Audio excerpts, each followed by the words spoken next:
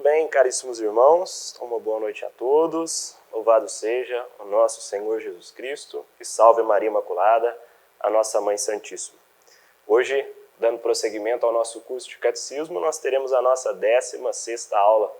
Com essa aula nós chegaremos a 2/3 do nosso curso completos, graças a Deus, né? E nessa aula daremos prosseguimento à terceira parte do catecismo que estamos estudando, que trata sobre a vida cristã, a moral. Na moral, nós teremos 4 aulas destinadas à chamada moral individual. Então, na primeira aula, nós estudamos o fundamento da moralidade católica, estudamos a lei natural, o que são os 10 mandamentos, quais são os aspectos a serem estudados, a serem levados em conta no juízo de moralidade. E depois iniciamos na aula passada a primeira parte do grupo dos 10 mandamentos, estudamos os 4 primeiros mandamentos. E hoje prosseguimos com o estudo específico de cada um dos mandamentos, estudando o 5º e o 6º mandamento. Mas antes, para que bem iniciemos, para que o Senhor nos abençoe, vamos pedir que venha sobre nós a luz e a graça do Espírito Santo. Em nome do Pai, do Filho e do Espírito Santo. Amém. Inspirai ao Senhor as nossas ações e ajudai-nos a realizá-las, para que em vós comece e que para vós termine tudo aquilo que fizermos. Por Cristo Senhor nosso. Amém. São João Paulo II, rogai por nós. São Paulo VI, rogai por nós. Em nome do Pai, do Filho e do Espírito Santo. Amém. Pois bem, então, dando continuidade ao nosso estudo sobre os 10 mandamentos, vamos iniciar agora o estudo do 5º mandamento. Vamos tomar aí desde já o nosso material. Hoje nós estudaremos temas que são realmente delicados, né? Abordaremos temas complexos, temas que estão bastante em voga na discussão acadêmica, na discussão moral, na discussão da bioética. Então, desde já, eu gostaria de asseverar alguns pontos que são importantes, né? Obviamente, pela escassez, pela exiguidade do nosso tempo, não será possível nós nos determos em cada um dos temas com a profundidade que seria necessária para tratar de cada um deles. Obviamente, há temas que por si só dariam um curso, como o nosso curso de catecismo, né? Poderíamos pensar em questões como o aborto, em questões como a contracepção, em questões como a homossexualidade. Então, são pontos delicados, pontos que exigem um estudo aprofundado, exigem reflexão e meditação. Obviamente, nós não podemos nos ater com a profundidade que gostaríamos de colocar aqui. Trataremos dessas questões com a reflexão necessária, obviamente, mas precisaríamos de mais tempo para um aprofundamento. Daí porque vocês podem perceber que hoje as nossas sugestões de aprofundamento têm bastante referências aqui para que vocês possam estudar, né? Eu coloquei especialmente aqui o curso de bioética do Padre Luiz Carlos Lodge, que trata especificamente desses 2 mandamentos, o mandamento não matar e o mandamento não pecar contra a castidade. É um curso de um aprofundamento bem maior, com detência em cada um desses pontos, vindos de um doutor em bioética, que é o Padre Luiz Carlos Lodge. Na minha opinião, é o maior especialista em bioética do mundo, que eu conheço. Então, em alguns momentos também dessa aula, eu farei referência ao trabalho e aos ensinamentos do Padre Luiz Carlos Lodge. Então já fica desde já a sugestão para que vocês depois procurem. É um curso de duração mais ou menos como o nosso curso todo de catecismo, só que tratando somente dessas questões de bioética. O curso está disponível no canal do YouTube do Provida Anápolis. Quem faz parte dos nossos grupos de WhatsApp, do nosso curso de catecismo, já vai receber, eu enviarei o link diretamente para essas pessoas, tá certo? Mas somente para colocar esses pontos. Por quê? Porque certamente nós trataremos de ou de outra questão que tocam realidades das nossas vidas, né? E em vista da má formação, infelizmente, que os católicos receberam nas últimas décadas, muitas vezes a maioria de vocês pode ter tido contato com determinado ensinamento que não estava em conformidade com o ensinamento da fé católica e, diante disso, construíram vidas e famílias a partir desses ensinamentos. É a razão pela qual é preciso tratar essa questão com uma reflexão bastante humana, em vista, é claro, da conversão e da mudança de vida, mas tendo em vista que muitas das nossas ações são baseadas na consciência e na formação que nós recebemos. Se a nossa formação não foi boa, nós, obviamente, iríamos construir as nossas ações e a nossa vida em torno dessa formação que recebemos. Então, a partir de uma formação modificada, e a partir de um brocado importante da filosofia, que é a verdade conhecida, a verdade deve ser obedecida, nós devemos então mudar de vida e buscar construir uma nova vida em conformidade com os valores do Evangelho. Mas tudo isso com bastante calma, com uma reflexão cristã, em vista do bem, em vista do amor, em vista da verdade. Tudo bem, vamos começar então o quinto mandamento que nos diz não matar. Como nós vimos, cada um dos mandamentos comporta um preceito positivo e um preceito negativo. Aqui então temos um preceito negativo, que nos diz um não matar. Mas dentro do preceito negativo do não matar está o preceito positivo, que nos manda proteger a vida que é dom de Deus. Vamos a Êxodo, capítulo 20, versículo 13. Nos diz o seguinte, quando Deus revelou as tábuas da lei a Moisés e ao povo no deserto: não cometerás homicídio.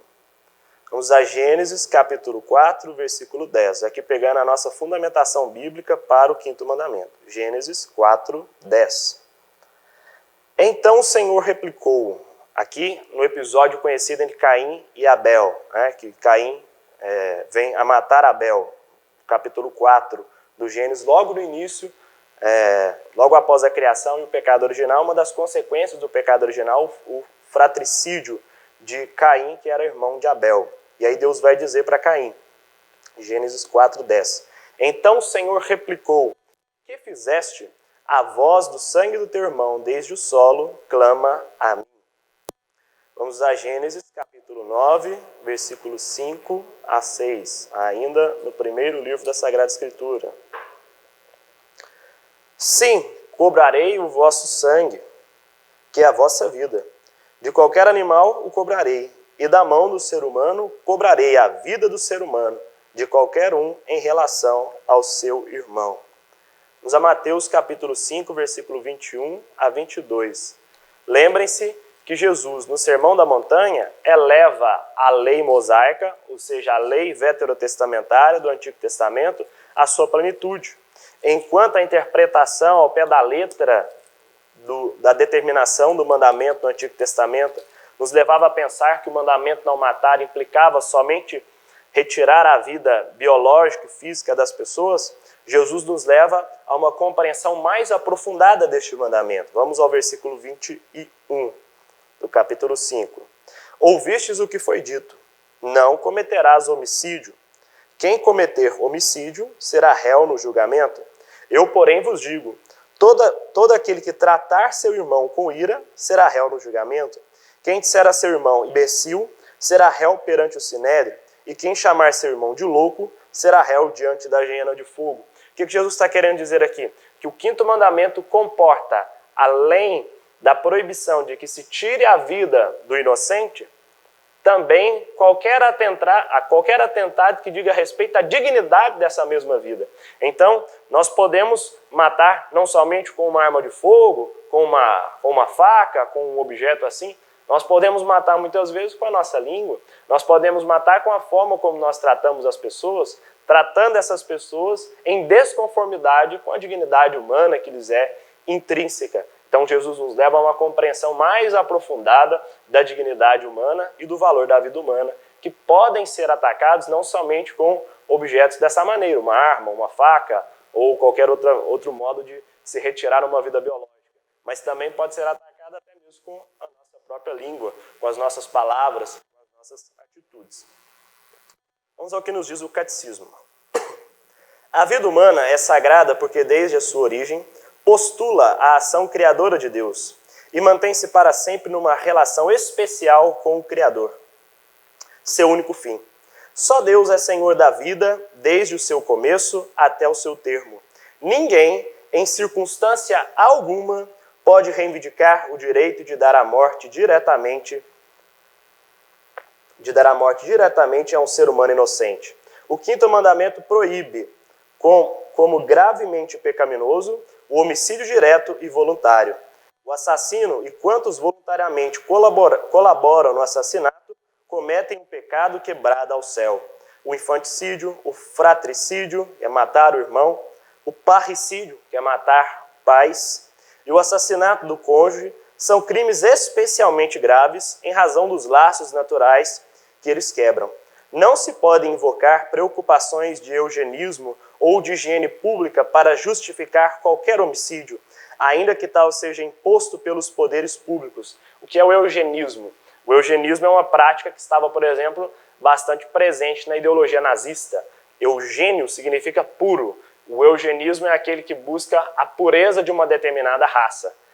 Em regra, em suma, o eugenismo postula que a determinada raça de pessoas, que a determinada classe de pessoas que teria uma dignidade humana superior às outras. Nós percebemos a mentalidade eugenista muitas vezes presente atualmente no movimento abortista, quando este postula a possibilidade do assassinato no ventre materno de crianças que estão em alguma situação. Percebemos, por exemplo, isso no caso da anencefalia. Pessoas que dizem que os anencéfalos então não teriam direito à vida como as demais pessoas. Tristemente, em muitos países na Europa já não se nascem mais bebês com síndrome de Down. Logo que se verifica este problema, os bebês acabam sendo abortados. Então nós percebemos que há por trás disso uma mentalidade eugenista. O eugenismo quer dizer que há uma vida superior à outra. O eugenismo quer dizer que há raças, que há pessoas por circunstâncias mil, seja uma circunstância temporal, seja uma circunstância de idade, seja uma circunstância social, seja uma circunstância de cor de pele, querem dizer que um ser humano tem valor maior do que o outro. A igreja abomina esta ideia. Toda vida tem intrinsecamente uma dignidade infinita, imensa, porque a vida foi concedida por Deus e nós não podemos retirá-la. O quinto mandamento proíbe fazer seja o que for com a intenção de provocar indiretamente a morte de uma pessoa. A lei moral proíbe expor alguém sem razão grave a um perigo mortal, assim como negar assistência a uma pessoa em perigo. Vejam que interessante. O quinto mandamento implica também em que nós não possamos nos omitir no socorro aos necessitados. Então, imaginemos um caso hipotético que você está passando por uma rodovia e você viu acontecer um acidente, você sabe que certamente tem uma pessoa ali gravemente ferida, você não pode se omitir de prestar socorro. É claro que a sua prestação de socorro, se você não tem conhecimento técnico, você deve procurar outros meios, como buscar o auxílio de um auxílio técnico, médico, enfim. O que você não pode fazer é se omitir, é lavar as suas mãos diante do problema alheio. Se nós fazemos isso, nós estamos também pecando contra o quinto mandamento. Tudo bem, agora eu elenquei alguns pecados contra o quinto mandamento e nós leremos no próprio texto do catecismo cada um desses pecados contra o quinto mandamento para uma compreensão melhor a respeito deles. O primeiro que eu coloquei é o pecado do aborto. Está no parágrafo 2270 do Catecismo da Igreja Católica. Vamos lá. O aborto. A vida humana deve ser respeitada e protegida de maneira absoluta a partir do momento da concepção. Desde o primeiro momento de sua existência, o ser humano deve ver reconhecidos os seus direitos de pessoa, entre os quais o direito inviolável de todo ser inocente à vida. O aborto é uma das maiores discussões atuais, no sentido da descriminalização, da possibilidade da prática. Usa-se, para tanto, muitos termos eufemísticos, como, por exemplo, interrupção da gravidez ou outros termos afins, que buscam aliviar, de alguma forma, a partir do vocabulário, a partir das palavras, aquilo que tristemente é a realidade de um aborto. O padre Luiz Carlos Lodge, ao qual eu já fiz referência no começo da nossa aula, através da tese de doutorado dele, demonstrou racionalmente que a alma humana é infundida por Deus no momento da concepção. Obviamente, eu não teria condições de tempo aqui de demonstrar isso, mas aqueles que forem assistir o curso do padre Luiz Carlos Lodge, há 2 aulas a respeito disso, a chamada animação do embrião humano. Ali o padre Luiz Carlos Lodge, a partir da filosofia, especialmente do Aristóteles, demonstra racionalmente que a alma humana é infundida por Deus, obviamente no milagre, o milagre da animação, ou seja, da concessão da ânima, a alma, no momento da concepção, razão pela qual o embrião tem sua dignidade intrínseca já no momento da concepção. Dignidade esta que deve ser respeitada. Aristóteles já havia percebido, sem qualquer recurso à teologia ou qualquer recurso a um dado revelado, a realidade da alma humana. A realidade da alma humana não é de fundamentação somente teológica, mas pode ser alcançada através da filosofia e da razão. Aristóteles percebeu que somente a matéria humana não teria potência para as duas grandes potencialidades da alma humana, que eram a inteligência e a vontade. Ele escreveu isso no seu De Anima. É um livro bastante importante a ser lido por quem gosta de filosofia, para quem gosta especialmente também de psicologia, né, que deveria ser a área dentro da filosofia que estuda a alma humana e a psique. Enfim, o padre Luiz Carlos Lodge, então, a partir da filosofia do Aristóteles, demonstra racionalmente que a alma humana é infundida por Deus justamente no momento da concepção, razão pela qual nós não podemos tirar uma vida humana após a concepção. Ali já há verdadeiramente vida humana com dignidade intrínseca. Aqui nós devemos sempre lutar, obviamente, para que haja o reconhecimento da lei positiva a respeito disso. Mas se a lei positiva não reconhece, nós não devemos obediência a essa lei positiva, porque seria uma lei positiva iníqua. A função da lei não é criar a realidade. A lei deve se adequar à realidade. A partir do momento em que a própria biologia, com seus avanços, a partir do momento em que a filosofia, com o seu estudo, percebe, identifica que a partir do momento da concepção nós temos uma vida, a lei deve se adequar a essa realidade. Um juiz não pode decidir a partir de uma canetada quem tem direito à vida e quem não tem direito à vida, porque o direito à vida advém de um preceito da lei natural, que nos manda não matar e assim nos manda respeitar a dignidade da pessoa humana. Do mesmo modo, não podem ser aceitas certas propostas, como, por exemplo, a descriminalização do aborto a partir, ou melhor, até o 3º mês da gestação.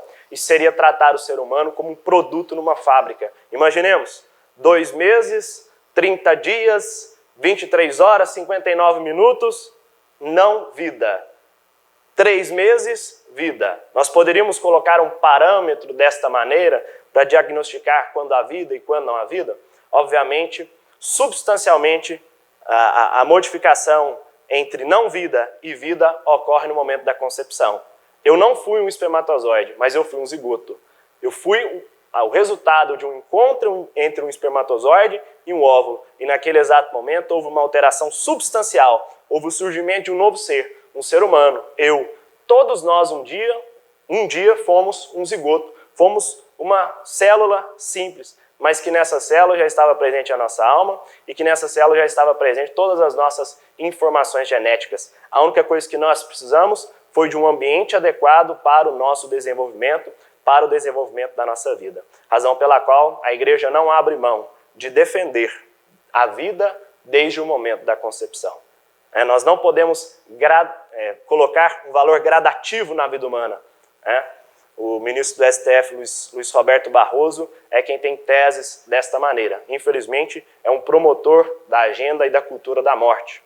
Nós não podemos colocar como se uma vida tivesse o seu valor gradativo, fosse crescendo progressivamente. Não podemos fazer isso. A vida humana tem que ser respeitada em razão da sua dignidade intrínseca.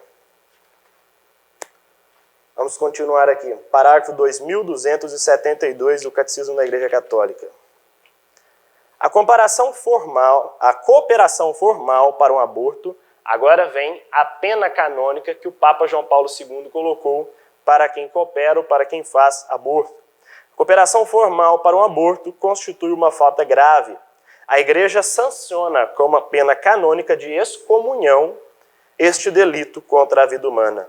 Quem provoca aborto, seguindo-se o efeito, incorre em excomunhão late sententia. O que significa isso? Significa excomunhão automática. A pessoa que comete o aborto, ciente desta normativa do Código de Direito Canônico, que o aborto implica em excomunhão, ela incorre numa excomunhão automática, ou seja, ela não necessariamente precisa ser decretada pela autoridade eclesiástica. Automaticamente essa pessoa já passa a estar excomungada. Pelo próprio fato de cometer o delito, e nas condições previstas pelo direito. Com isso, a Igreja, atenção, não quer restringir o campo da misericórdia.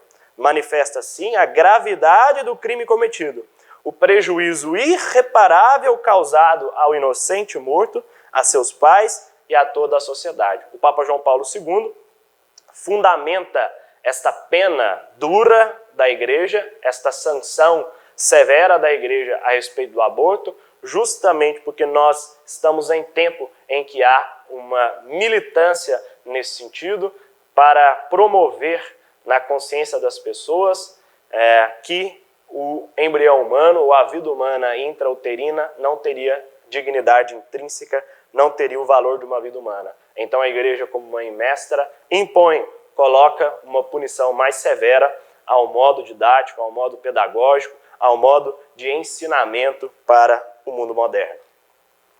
Obviamente, a pessoa que cometeu um aborto pode voltar à comunhão com Deus e à Igreja. O Papa Francisco recentemente regulamentou nesse sentido e qualquer sacerdote poderia perdoar este pecado. Até então era reservado, salvo engano, aos bispos, Mas numa confissão a pessoa pode receber o perdão e terminar então a pena de excomunhão, que é uma pena temporal do direito canônico. 2273. No momento em que uma lei positiva priva, aqui o catecismo vai tratar da questão da descriminalização do aborto.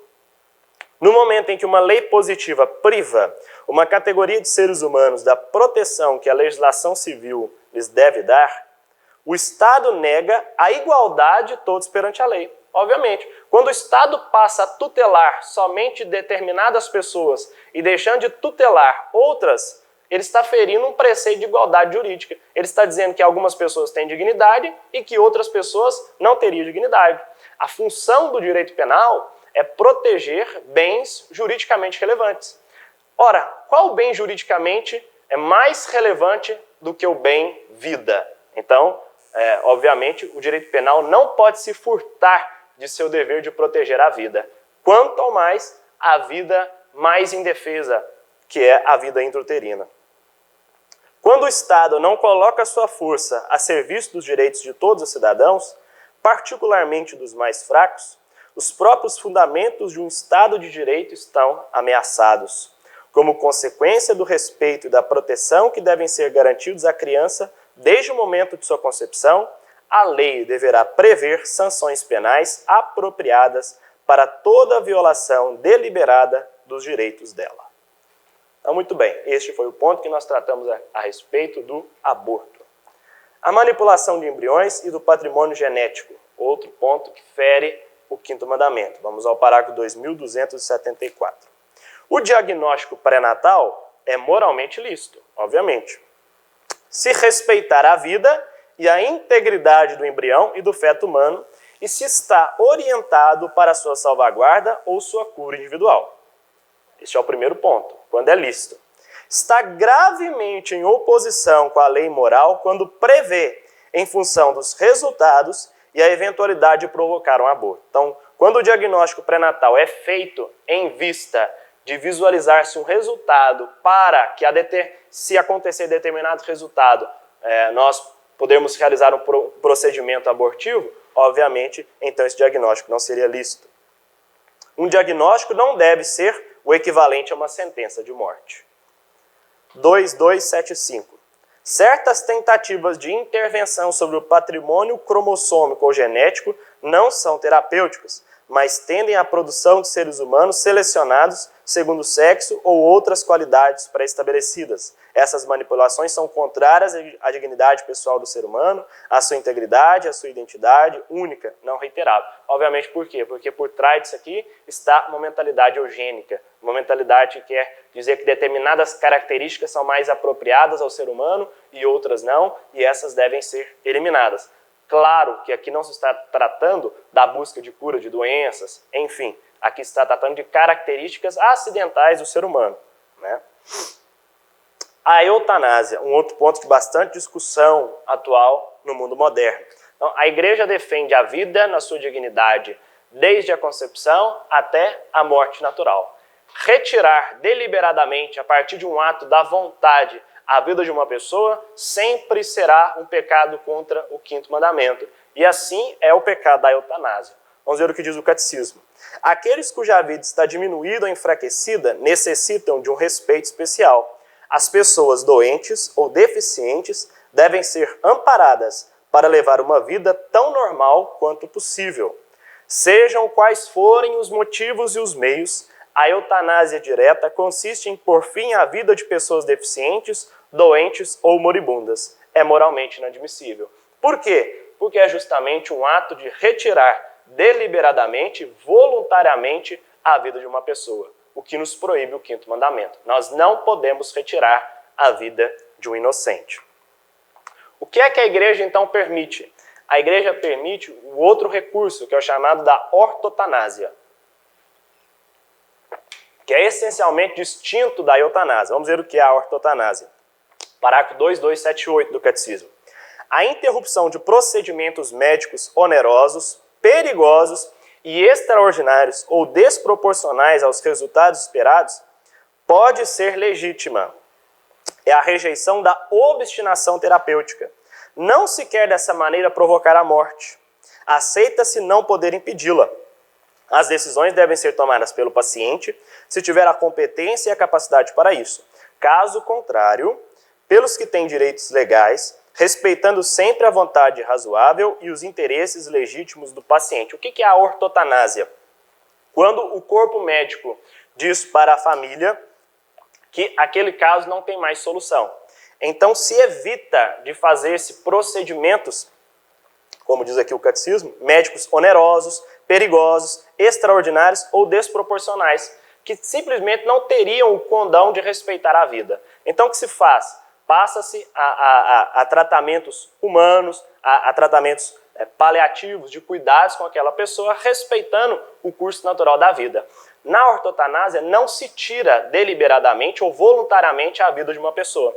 Apenas em vista das possibilidades médicas, em vista de que não é possível mais curar aquela doença, se segue a procedimentos humanos, terapêuticos, em vista de retirar quanto ao mais o sofrimento que aquela pessoa vai passar por aquilo. Seria uma maneira de humanizar, né, aquele momento derradeiro da vida daquela pessoa, para que ela pudesse passar os seus últimos momentos recebendo os sacramentos, na companhia de sua família, né, e não necessariamente dentro de um hospital, entubada, com todas aquelas técnicas, né, que simplesmente seriam mais dolorosas para ela. Então há uma diferença essencial. Enquanto na eutanásia se retira deliberadamente, voluntariamente a vida de uma pessoa, na chamada ortotanásia apenas se acompanha o curso natural da vida humana, promovendo a dignidade da pessoa humana naquele curso. Então não se retira deliberadamente e voluntariamente a vida de uma pessoa. Isso não nos é permitido. Mesmo quando a morte é considerada iminente, os cuidados comumente devidos a uma pessoa doente não podem ser legitimamente interrompidos. O emprego de analgésicos para aliviar os sofrimentos do moribundo, ainda que com o risco de abreviar seus dias, pode ser moralmente conforme a dignidade humana se a morte não é desejada, nem como fim, nem como meio, mas somente prevista e tolerada como inevitável. Então a morte é inevitável, não tem mais nada que você possa fazer. Então você passa a cuidados paliativos com aquela pessoa. Os cuidados paliativos constituem uma forma privilegiada de caridade desinteressada. Por esta razão devem ser encorajados. É muito importante saber esta distinção, sendo certo que a eutanásia sempre será proibida em desconformidade com o quinto mandamento, haja vista que ela constitui um ato deliberado, um ato voluntário de se retirar, de cessar a vida de alguém. Isso nós não podemos fazer. Suicídio, um outro ponto bastante delicado, e que sempre traz consigo polêmicas e reflexões aprofundadas, acaloradas. Vamos lá. Eu já ouvi muitas pessoas dizerem por aí, né, que a pessoa que comete suicídio, inevitavelmente, ela irá para a condenação eterna. Essa não é a palavra da igreja. Vamos ver o que diz o catecismo. Cada um é responsável por sua vida diante de Deus, que lhe a deu e que dela é sempre o único e soberano Senhor. Devemos receber a vida como reconhecimento e preservá-la para a honra dele e salvação de nossas almas. Somos os administradores e não os proprietários, como o direito de propriedade nos dá uma prerrogativa de dispor. Se nós fôssemos os proprietários da nossa vida, nós poderíamos dispor dela, mas não somos proprietários, somos administradores da vida. A vida é de Deus, que Deus nos confiou. Não podemos dispor dela. O suicídio contradiz a inclinação natural do ser humano a conservar e perpetuar a própria vida. É gravemente contrário ao justo amor de si mesmo. Então, objetivamente falando, o suicídio é sempre um pecado gravíssimo, que atenta contra o 5º mandamento, atenta contra a vida que Deus mesmo nos deu. Ofende igualmente o amor do próximo, porque rompe injustamente os vínculos de solidariedade com as sociedades familiar, nacional e humana, às quais nos ligam muitas obrigações. O suicídio é contrário ao amor do Deus vivo. Se for cometido com a intenção de servir de exemplo, principalmente para os jovens, o suicídio adquire ainda a gravidade de um escândalo.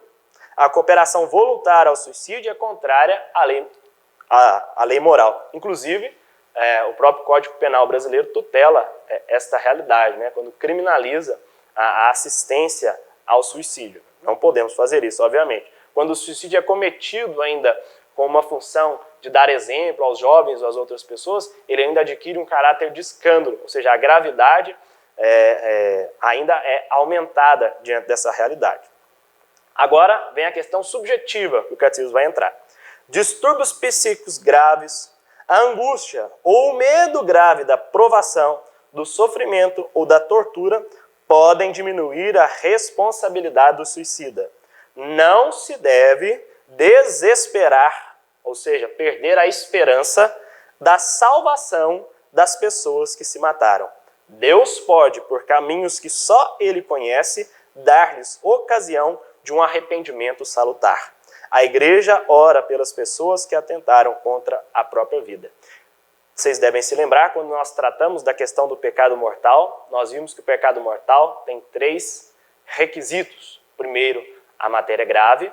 Segundo, a liberdade humana usada naquela direção. E neste ponto é que nós devemos nos atentar. Porque muitas vezes as pessoas que retiram as suas vidas estão em tal condição social, psíquica, em que essas pessoas não conseguem mais deliberar corretamente, perceber a gravidade do seu ato e nem sequer usar da sua liberdade corretamente. Então, muitas vezes, claro, este ato pode ser atenuado e não se tornar um pecado grave. Só Deus, que tudo conhece, que sonda o coração humano, é capaz de verificar essas realidades, motivo pelo qual esse juízo compete unicamente a Deus. Por isso que a igreja nos diz que nós não devemos desesperar da salvação dessas pessoas. Isso está nas mãos de Deus, que sonda e que conhece o coração de cada um.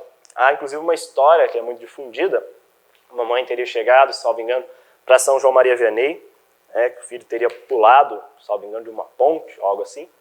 E São João Maria Vianney diz para ela que entre a ponte e a morte houve um tempo, e que neste tempo Deus poderia ter concedido ao filho dela o arrependimento. Então, é uma questão delicada, obviamente, objetivamente é um pecado gravíssimo, mas subjetivamente, somente Deus, que sonda e que conhece o coração humano, é que vai julgar no seu amor, na sua misericórdia e na sua justiça. É equivocado nós fazermos sentenças desta maneira, Já vi muitas pessoas dizendo, quem se suicida vai direto para o inferno. A questão não é assim, já que o drama do suicídio pode trazer consigo subjetivamente aquele pecado não seja um pecado grave para aquela pessoa. Objetivamente sim, mas subjetivamente não, em vista das circunstâncias. As circunstâncias vinham a atenuar a culpa daquele ato. O desrespeito à saúde, 2290. A virtude da temperança manda evitar toda espécie de excesso, o abuso da comida, do álcool, do fumo e dos medicamentos. Aqueles que em estado de embriaguez ou por gosto imoderado pela velocidade põem em risco a segurança alheia e a própria nas estradas, no mar ou no ar, tornam-se gravemente culpáveis. Então, um pecado mortal. Você, por exemplo, se embebedar, né, ingerir bebida alcoólica e num estado em que você não dispõe das suas faculdades plenamente, sair dirigindo um veículo, porque obviamente você está colocando em risco a vida de outras pessoas. Do mesmo modo, pode ser pecado grave ou não, vai depender também das circunstâncias, o excesso no uso de álcool, o excesso ou o mesmo uso de drogas ou de substâncias afins que retiram de nós mesmos as nossas faculdades de dispor deliberadamente nos nossos atos, de verificar a bondade, a maldade dos atos e de agir em conformidade com a nossa inteligência. Questão do uso da droga. O uso da droga causa gravíssimos, 2291, causa gravíssimos danos à saúde e à vida humana. Salvo indicações estritamente terapêuticas, constitui falta grave. O uso de drogas, salvo para realidades terapêuticas, ou seja, para cuidados com a saúde, constitui sempre uma falta grave. A produção clandestina e o tráfico de drogas são práticas escandalosas, constituem uma cooperação direta com o mal, pois incitam a práticas gravemente contrárias à lei moral. Sequestro, terrorismo, tortura, amputações, mutilações e esterilizações. 2297. O último, então, dos pecados contra o quinto mandamento que nós elencamos na nossa aula de hoje. Os sequestros e a tomada de reféns fazem reinar o terror e, pela ameaça, exercem pressões intoleráveis sobre as vítimas. São moralmente ilegítimos. Claro que esses pontos aqui, praticamente você não vai encontrar uma pessoa que tenha uma voz discordante. O terrorismo ameaça, fere e mata, sem discriminação, isto é, gravemente contrário à justiça e à caridade. A tortura, que usa de violência física ou moral para arrancar confissões, castigar culpados, amedrontar opositores, satisfazer o ódio, é contrária ao respeito pela pessoa e pela dignidade humana. Fora das indicações médicas de ordem estritamente terapêutica, as amputações, mutilações ou esterilizações diretamente voluntárias de pessoas inocentes são contrárias à lei moral. Só se pode fazer uma amputação, só se pode fazer uma mutilação no caso de uma necessidade de saúde. Então, a pessoa vai precisar amputar um membro do corpo, senão aquela pessoa vai morrer. Então, obviamente, nesse caso, pode-se fazer esse tipo de procedimento. Agora, não havendo isso, fazendo-se voluntariamente, sem tais circunstâncias, obviamente seria um pecado grave contra o quinto mandamento, porque fere a dignidade e o valor da pessoa humana. Agora, temas importantes ligados ao quinto mandamento. Eu não coloquei aqui, embora estejam nesta seção do catecismo, as questões como a pena de morte, como a legítima defesa, como a guerra justa. Essas questões nós trataremos nas aulas nas quais nós vamos nos deter na doutrina social da igreja. Considero importantes também esses pontos, mas até para que nós possamos ter mais tempo de tratar dos outros temas polêmicos nesta aula, nós vamos deixar essas discussões, essas reflexões do Catecismo da Igreja Católica para as duas aulas sobre a doutrina social da igreja. Nela, então, nós trataremos de legítima defesa, a questão da guerra, a guerra justa, a questão da pena de morte, como é que a igreja vê tudo isso. Eu coloquei como tema importante para nós também tratarmos sobre isso, a questão da doação de órgãos. Está no parágrafo 2296 do Catecismo da Igreja Católica. Diz assim o Catecismo: o transplante de órgãos é conforme a lei moral, se os riscos e os danos físicos e psíquicos a que expõe o doador são proporcionais ao bem que se busca para o destinatário. A doação de órgãos após a morte é um ato nobre e meritório e merece ser encorajado como manifestação de generosa solidariedade. Então, aqui há que se distinguir. Uma é quanto às pessoas que já faleceram.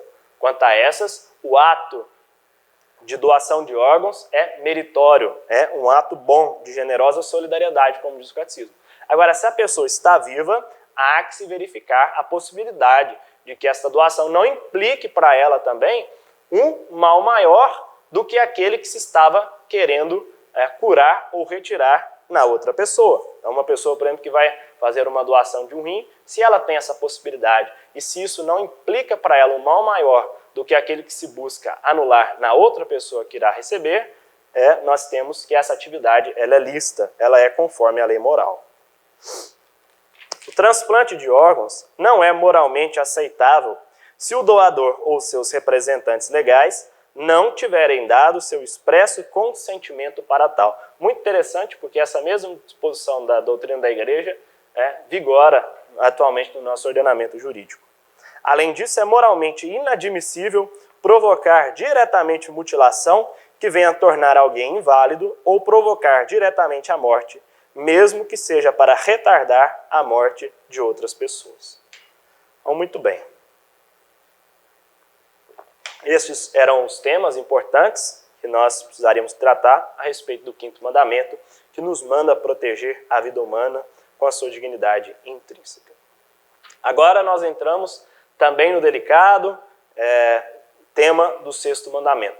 O sexto mandamento traz um preceito também negativo, não pecar contra a castidade, mas consigo também um preceito positivo, que nós devemos guardar a castidade. E o que é a castidade? A castidade é uma virtude que advém da virtude moral da temperança, que nós já estudamos lá na nossa primeira aula sobre a vida moral. A temperança, ela nos leva ao uso correto e ordenado das paixões humanas, dentre as quais está a paixão sexual. A paixão sexual, o apetite sexual que o ser humano tem, foi obra de Deus, é criação de Deus. Mesmo o prazer sexual é criação de Deus.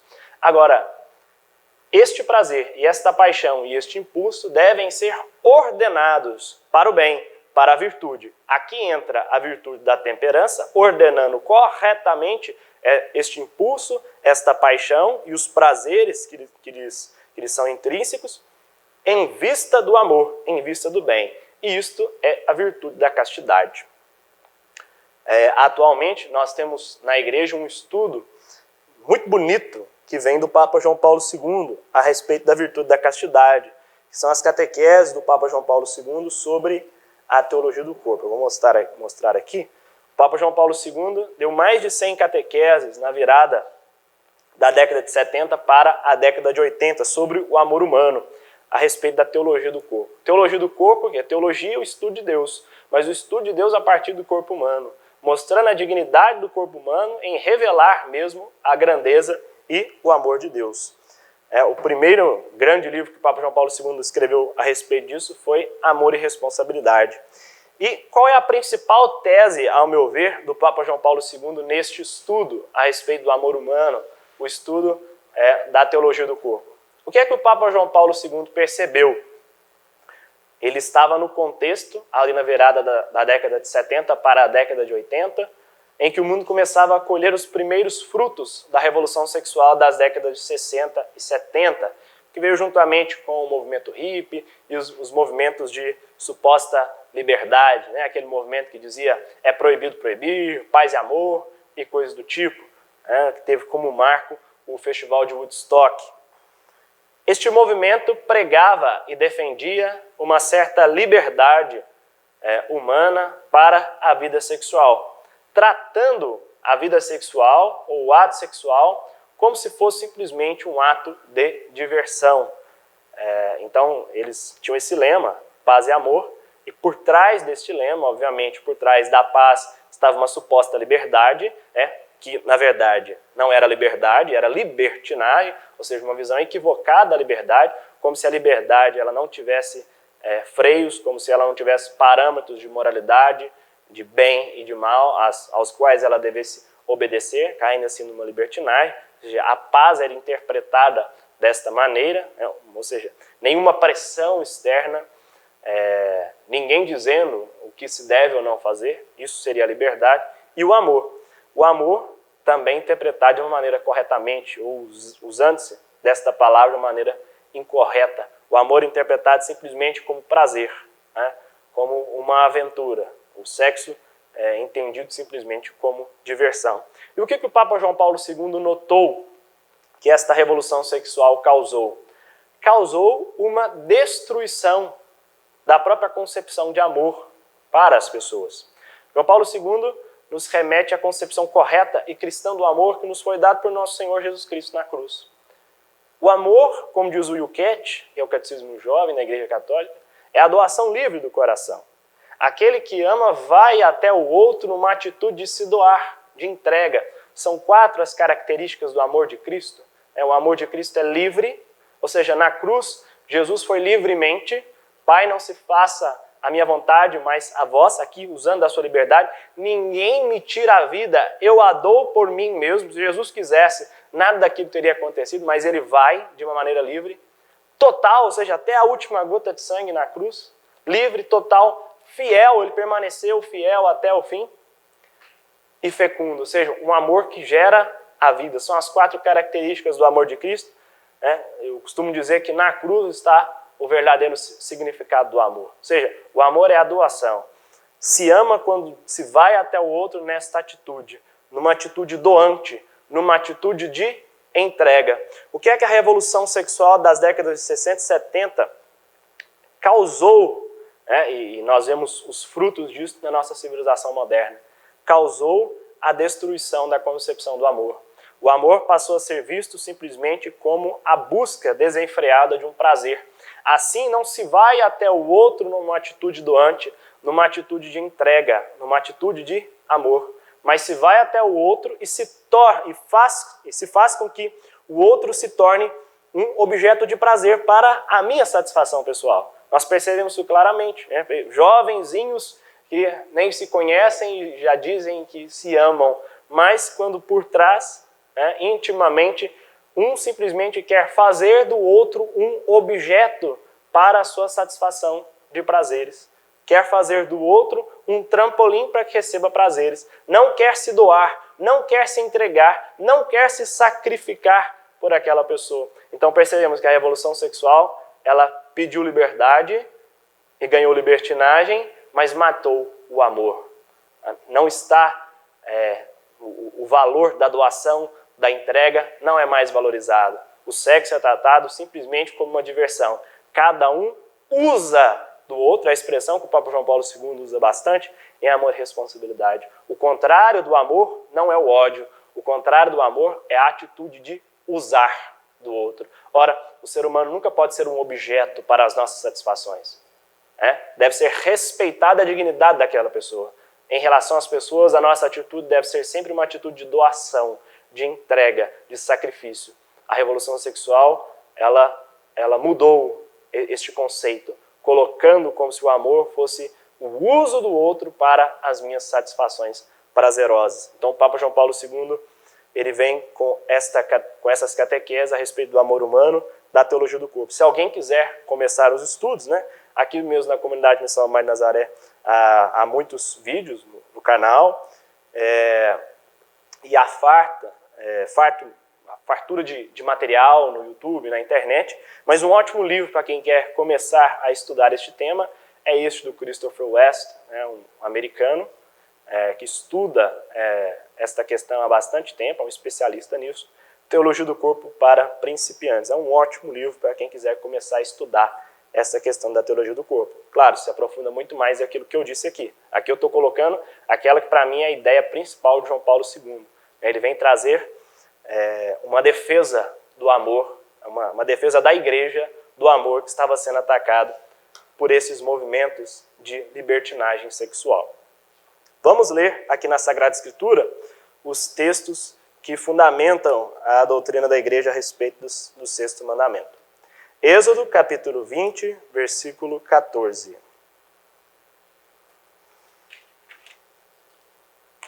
Não cometerás adultério. Vamos a Mateus, capítulo 5, versículo 28. Aqui Jesus, então, vai elevar a compreensão do adultério às suas últimas consequências. Como eu já disse aqui no nosso curso mesmo, os judeus mesmo entendiam o sexto mandamento, a proibição ao adultério, como simplesmente um homem que estivesse com a mulher do próximo, uma mulher que estivesse com o homem do próximo. Isso seria a compreensão estrita do adultério. É claro que este ato, o adultério em si, fere o sexto mandamento, mas a questão vai muito para além. Vamos ver o que Jesus nos diz. Mateus 5, 27. Lembre-se daquela perspectiva que eu acabei de dizer do Papa João Paulo II. ouvistes o que foi dito, não cometerás adultério. Eu, porém, vos digo, todo aquele que olhar para uma mulher, cobiçando-a, já cometeu adultério com ela em seu coração. Veja que interessante. O que é cobiça? Cobiça é tratar o outro como um simples objeto. O simples olhar humano para o outro pode ser um olhar de pecado. Se torna o outro um objeto de prazer. Ou seja, deixa de fazer com que a pessoa humana seja um fim em si mesmo, seja alguém destinatária de amor ou de doação, e passe a ser destinatária de um olhar ou de uma atitude de transformar aquela pessoa em um mero objeto de prazer. É o que Jesus está dizendo aqui em Mateus capítulo 5. Então, Jesus nos leva a uma compreensão maior a respeito da sexualidade. Deus criou o sexo e mesmo o prazer sexual. Tudo é obra de Deus. E Deus, quando viu tudo isso, viu que tudo era bom, mas criou a sexualidade para o amor humano e para a finalidade procriativa. Através do sexo, o ser humano participa do ato criador de Deus. Vejam a dignidade disso. Então, quando dizerem para você que a igreja é contrária à sexualidade, que a igreja é contrária ao sexo, que isso é um assunto que não se deve conversar na igreja, obviamente há aqui um equívoco de interpretação. A igreja, pelo contrário, vê na sexualidade humana e no ato sexual algo de santo, algo de belo. Mas justamente porque é santo e porque é belo e porque é muito digno, deve receber toda a proteção para que este ato seja vivenciado no amor e não se torne uma fonte de imoralidade, de prazer e de transformar as outras pessoas em meros objetos. Então, a igreja tem uma moral, às vezes, perante aquilo que o mundo moderno pede, perante aquilo que o mundo moderno postula, muitas vezes entendida como dura, como rígida. Mas a igreja faz isso como uma mãe que quer proteger, que quer guardar, que quer tutelar o amor nessas relações. O amor que está sendo tão banalizado, que está sendo tão deixado de lado. Então, é com estas premissas que eu gostaria que vocês seguissem comigo o decorrer desta aula a respeito do sexto mandamento e dos pecados que nós iremos tratar. O Papa Paulo VI tem uma frase muito bonita. Ele diz: a igreja é perita em humanidade. O que significa ser perito? Significa que você tem bastante conhecimento a respeito daquela realidade. Significa que você tem proficiência naquele tema. A igreja conhece o ser humano. A igreja sabe o que é bom para o ser humano. E muitas vezes, quando a sua postura é dura, é como uma mãe que está dizendo para o seu filho: não faça isso. Não faça isso porque isso destrói. Não faça isso porque isso não te conduz à verdadeira felicidade. Não faça isso porque isso não está de acordo com os fins para os quais você foi criado. Tudo bem. Diz-nos o catecismo: o sexto mandamento está relacionado à virtude da castidade. A castidade advém da virtude cardeal da temperança, aplicando-se esta à afetividade e à sexualidade humanas. Em suma, a castidade conduz a sexualidade para o amor. A castidade significa a integração conseguida da sexualidade na pessoa e daí a unidade interior do homem no seu ser corporal e espiritual.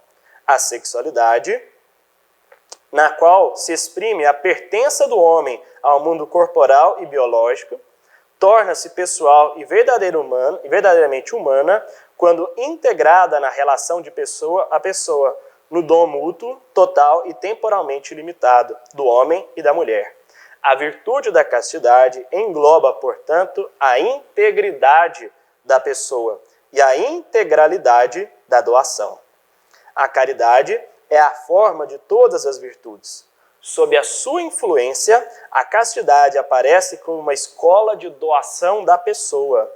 O domínio de si ordena-se para o dom de si. Olha que frase bonita, né? Que nos poderia ser ensejo para tantas reflexões.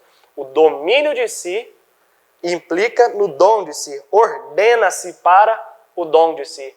Quem não domina a si mesmo, quem não tem domínio sobre as suas faculdades, tampouco terá condições de se doar, de se amar. Então a virtude da castidade, ordenada para o domínio, assim também ordena-se para o próprio ato de doação ao próximo. A virtude da castidade que nos manda dominar as nossas paixões em vista do amor está ordenada para a doação, para a entrega para os irmãos. Quem não consegue ter autodomínio também não consegue se doar, porque não tem-se a si mesmo. A castidade leva quem a pratica a tornar-se junto do próximo testemunha da fidelidade e da ternura de Deus. Relação entre o homem e a mulher, também aqui conforme o catecismo.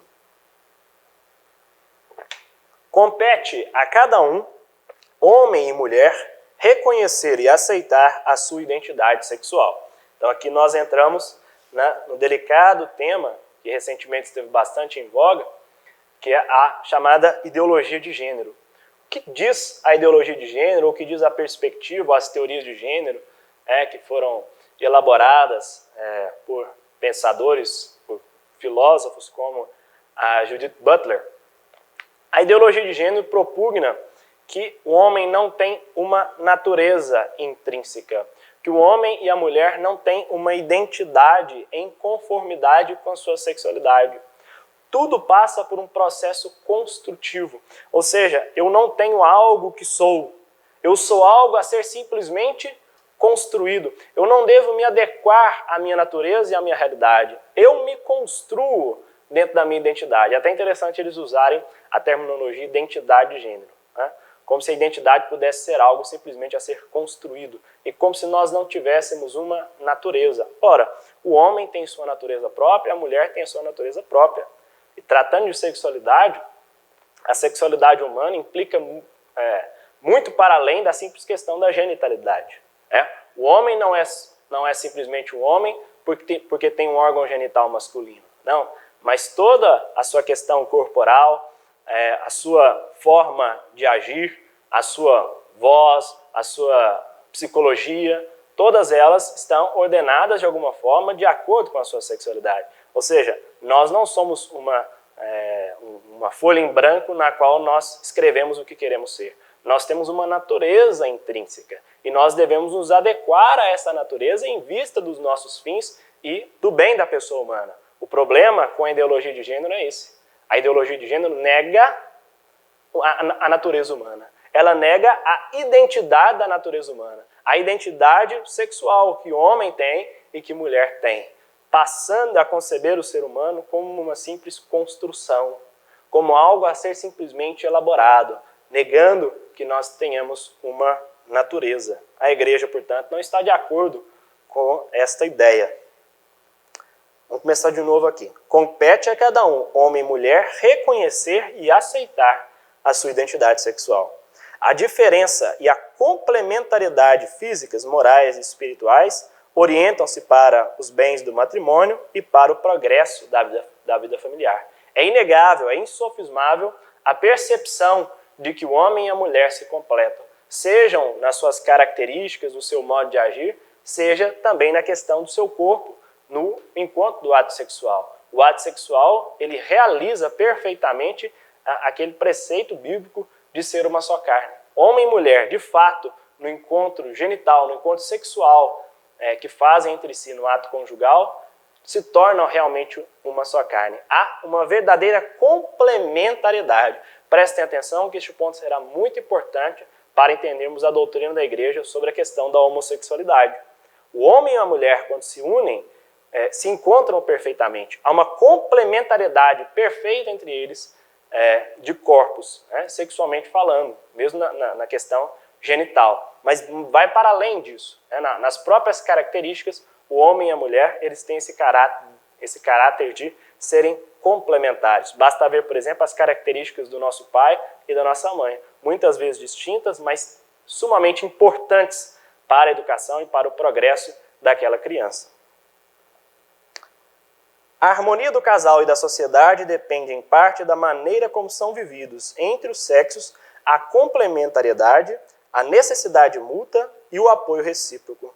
Ao criar o ser humano homem e mulher, Deus conferiu a dignidade pessoal de igual modo ao homem e à mulher. Ou seja, em dignidade, e esta é a doutrina da igreja, homem e mulher são iguais. O homem não é maior que a mulher e nem a mulher é maior que o homem. Em dignidade são iguais. Agora, em características, em natureza eles têm as suas diferenças.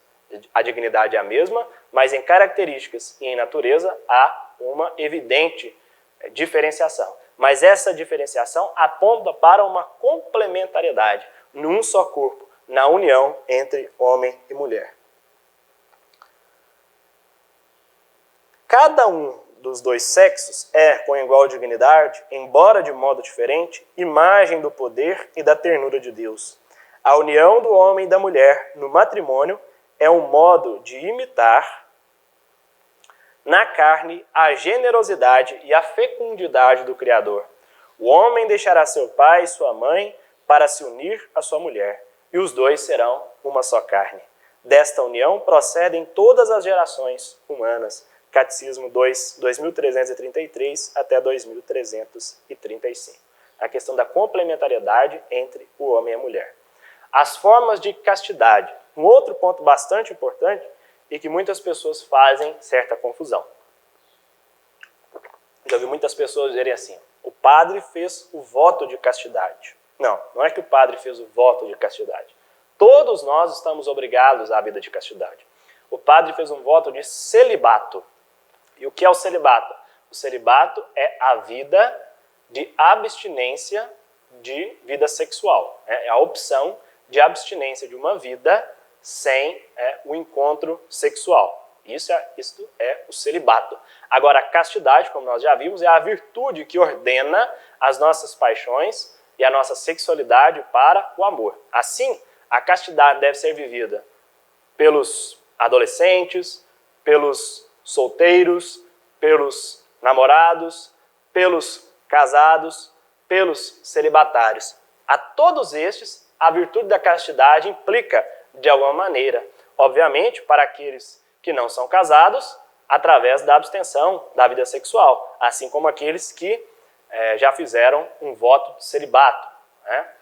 Mas também para os casados. Para os casados também a vida sexual deve ser casta. Há uma forma correta de se viver a sexualidade dentro do matrimônio. Não é, a partir do momento que se casou, está tudo liberado, digamos assim. É como se pudesse fazer tudo. As coisas não são assim. Também a vida sexual intramatrimonial deve ser regulada, deve ser ordenada para o amor. Daí a aplicação da virtude da castidade. Vamos ver o que diz o catecismo. A castidade deve qualificar as pessoas segundo os seus diferentes estados de vida. Uns na virgindade ou celibato consagrado, forma eminente de se entregarem mais facilmente a Deus com um coração indiviso.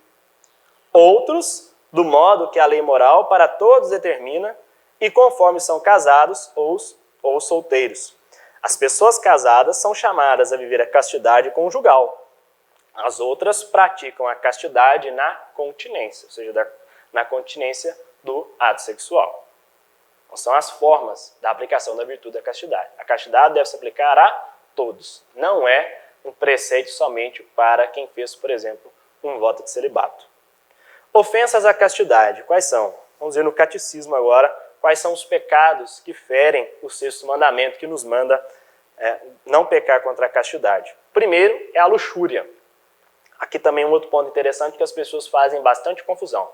A luxúria não está ligada ao luxo dos bens materiais. Muitas pessoas pensam, por se parecerem a terminologia, a luxúria é o pecado capital, e aqui é importante nós entendermos o que significa o pecado capital.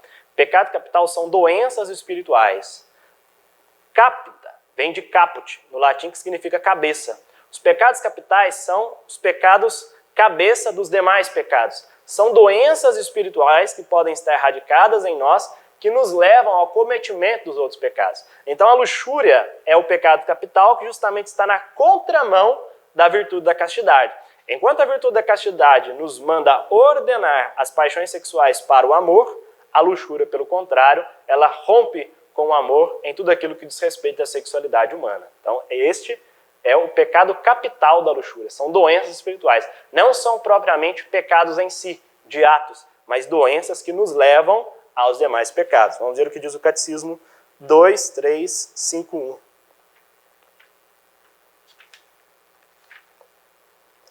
A luxúria é um desejo desordenado ou um gozo desregrado do prazer venéreo.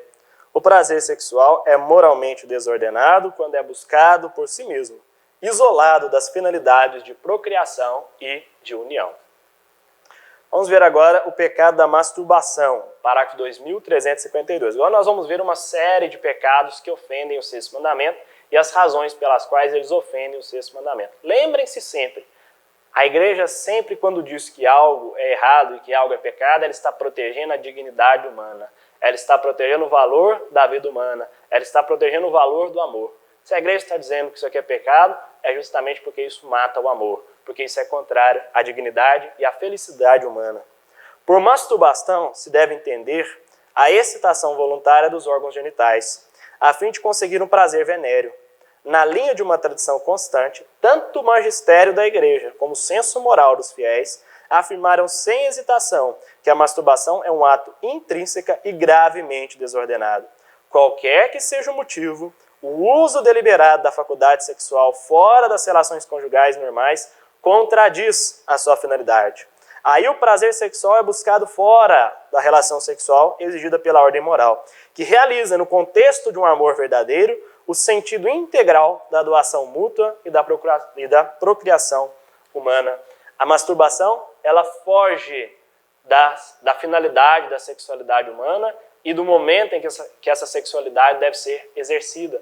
Ela constitui verdadeiramente um pecado de transformar o outro em um mero objeto de prazer. Ela brinca com a sexualidade humana e acarreta prejuízos muito graves às pessoas que acabam se tornando viciadas e escravas deste tipo de vício.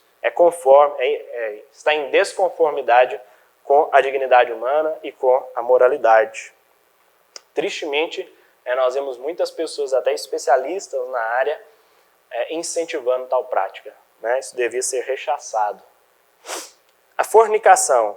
A fornicação é a união carnal fora do casamento entre um homem e uma mulher livres. É gravemente contrária à dignidade das pessoas e da sexualidade humana, naturalmente ordenada para o bem dos esposos, bem como para a geração e educação dos filhos. Além disso, é um escândalo grave quando há corrupção de jovens. Aqui nós precisamos tratar também com um pouco mais de profundidade.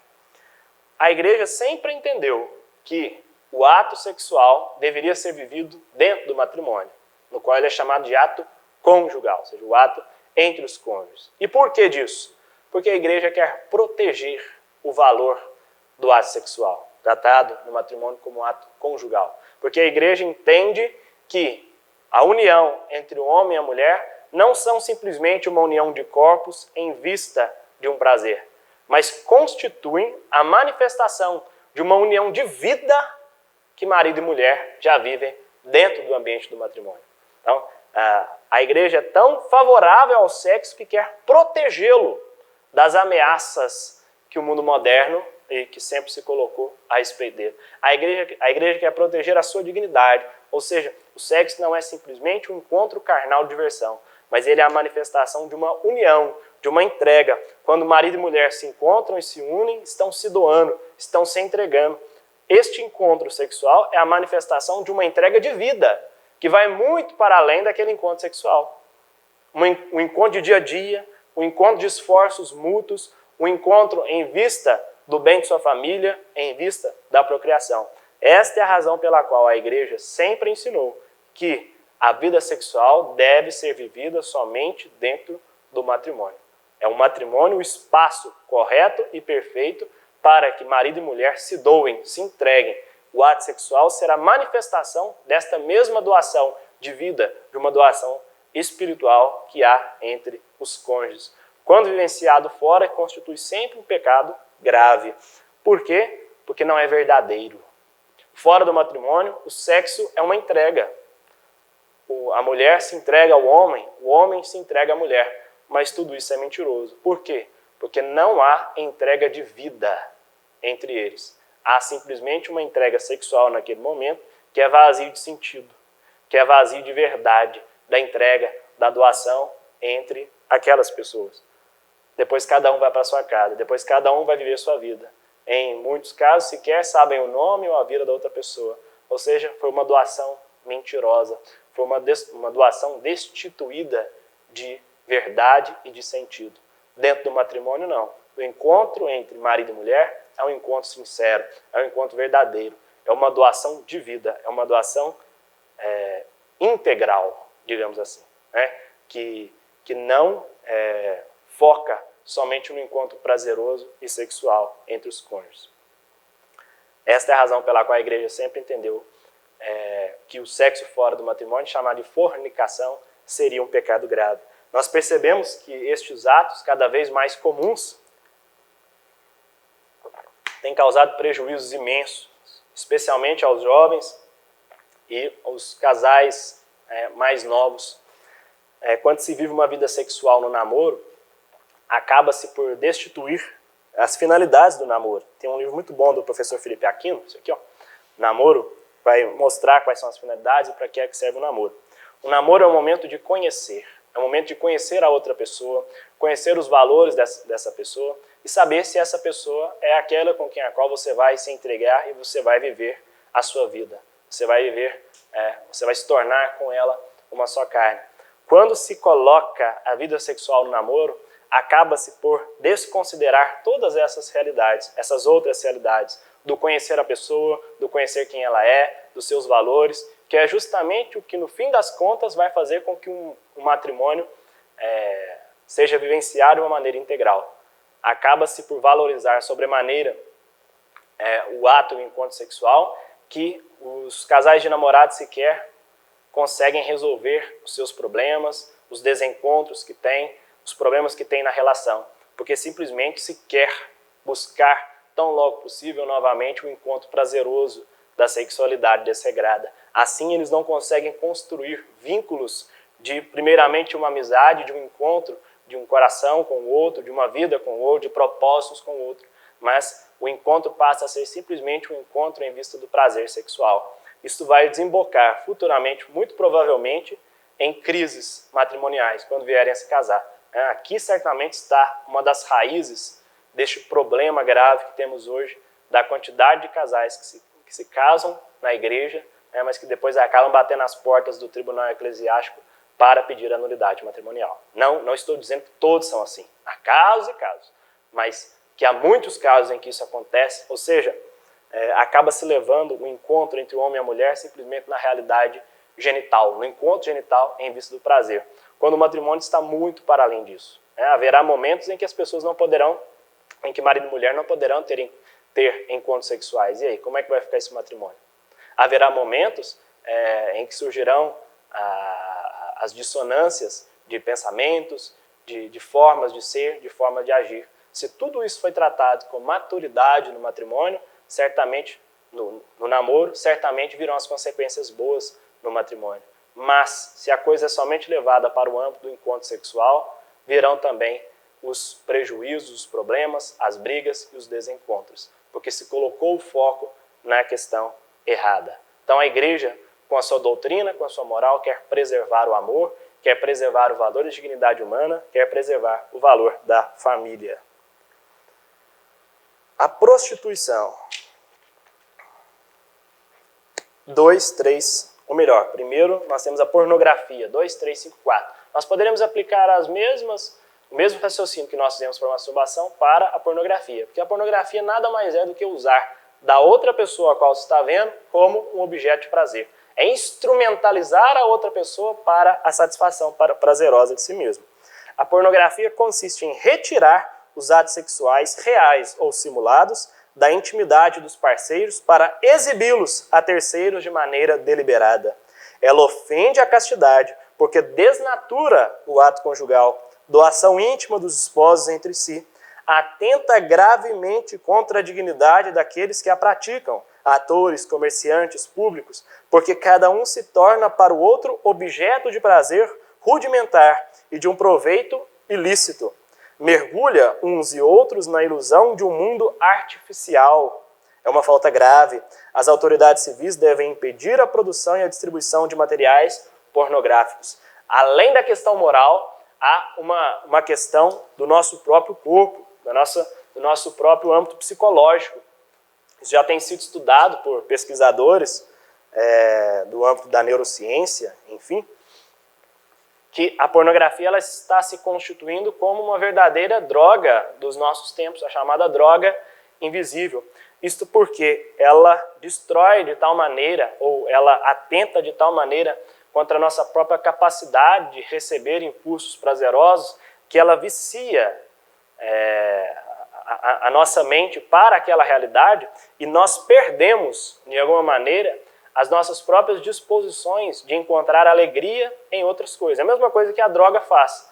É uma bomba, digamos assim, tão grande de prazer que aquela pessoa recebe, que os seus receptáculos de prazer, psicologicamente, se tornam viciados com aquela realidade e aquela pessoa não consegue mais encontrar alegrias em outras coisas da vida. A pornografia, a masturbação, elas têm feito com que muitos jovens fiquem assim. Eles perdem o sentido e a alegria de outras coisas, como praticar um esporte, como estar com os amigos, de ouvir uma boa música, enfim, tantas realidades lícitas, boas, que edificam, mas a pessoa ela começa a perder a alegria que está nisso. Justamente por quê? Porque os receptores de prazer no seu cérebro já foram tão viciados com a pornografia, com a sexualidade sagrada, que aquela pessoa só começa a buscar esse tipo de realidade para encontrar prazer e alegria. Isso certamente é uma bomba, é uma destruição na psicologia da pessoa. Isso já está sendo bastante estudado e bastante evidenciado pela ciência. Então é algo que precisa ser combatido. Além da questão da dignidade humana do outro, que está sendo tido como um objeto, há também os prejuízos para a própria pessoa que está consumindo aquilo. A prostituição vai contra a dignidade da pessoa que se prostitui, reduzindo assim ao prazer venéreo que dela se obtém. Aquele que paga, peca gravemente contra si mesmo, viola a castidade a qual se comprometeu em seu batismo e mancha seu corpo, templo do Espírito Santo.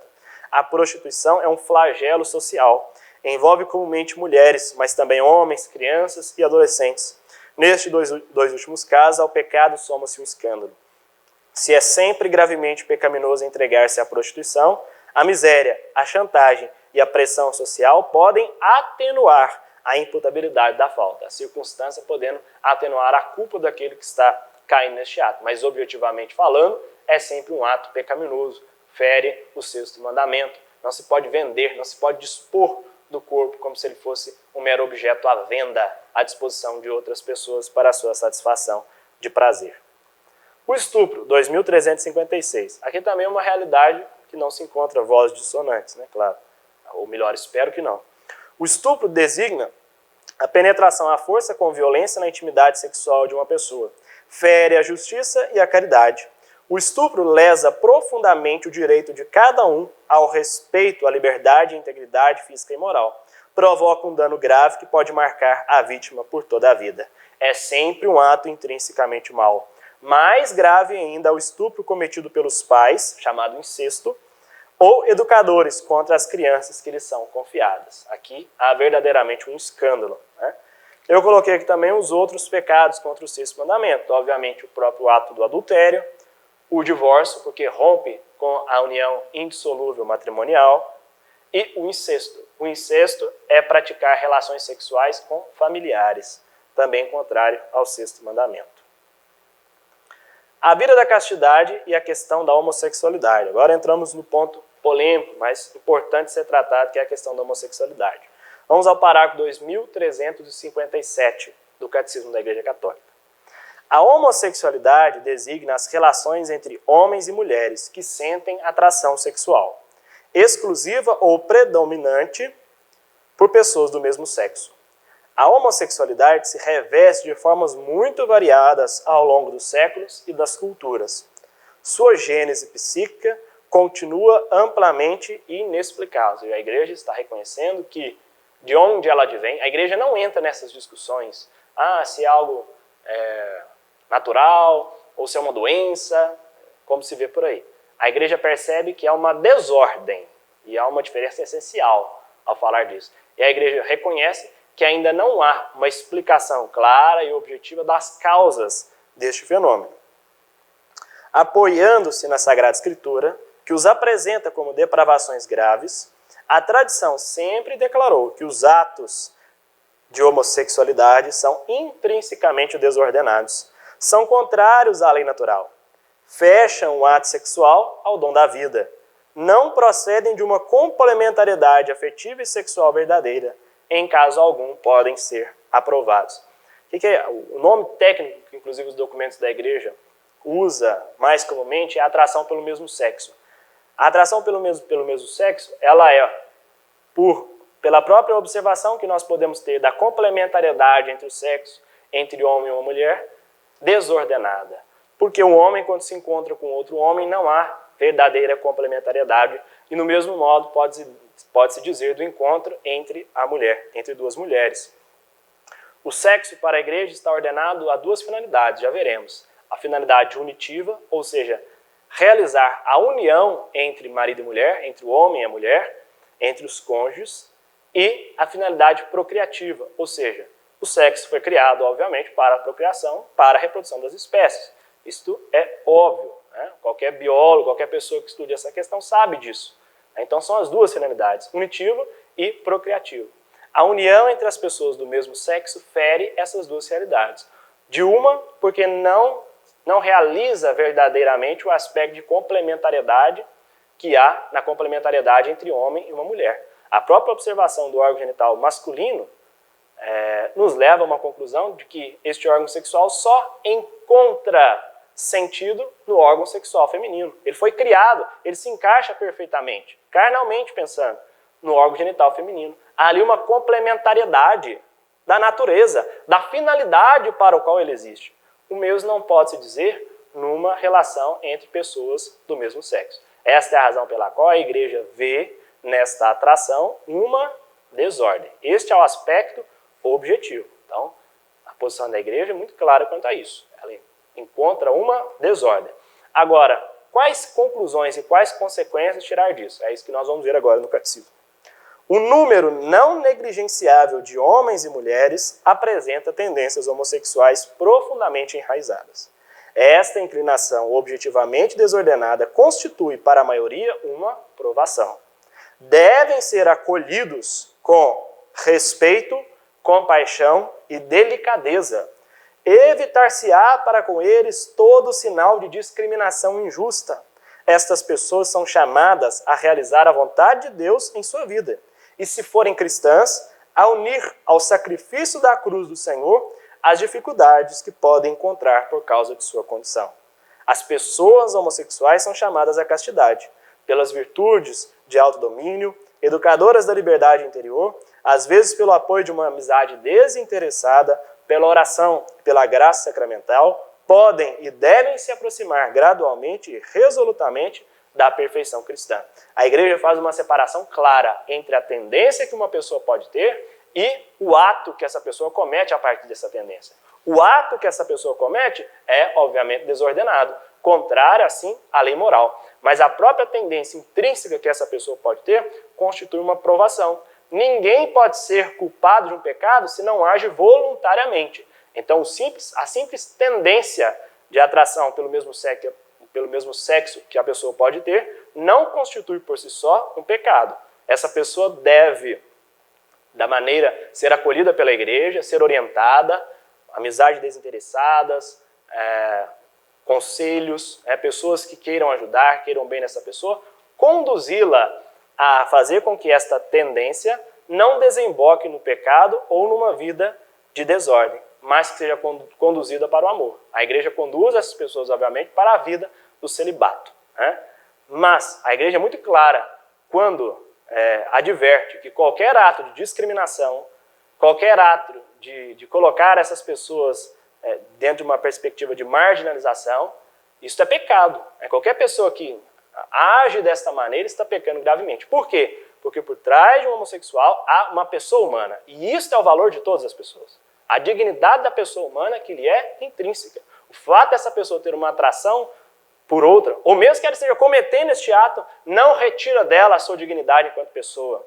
Essa pessoa pode estar passando por uma provação terrível, por dor, por sofrimento, e essa pessoa precisa ser acolhida dentro da igreja. É preciso criar dentro da igreja um espaço, pastorais, que cuidem dessas pessoas, que façam uma orientação, que façam uma acolhida, conselhos, amizades verdadeiras, tudo isso em vista do amor. O que a igreja faz com essas pessoas é acolhê-las como filhas e filhos e dizer para elas, não se maltrate, não se machuque, vamos conduzir a sua vida para a castidade, para o amor, para o celibato.